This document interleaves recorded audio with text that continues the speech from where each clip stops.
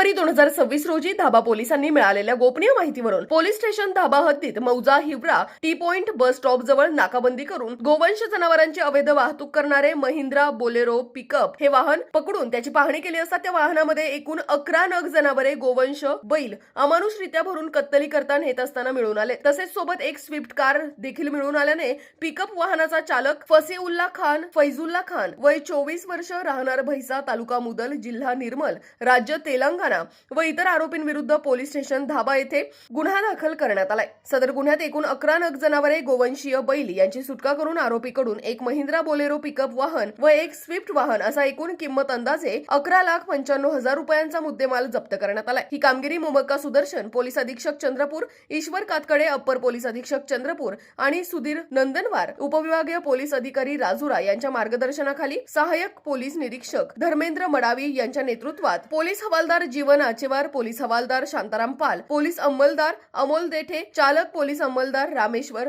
यांनी केली आहे।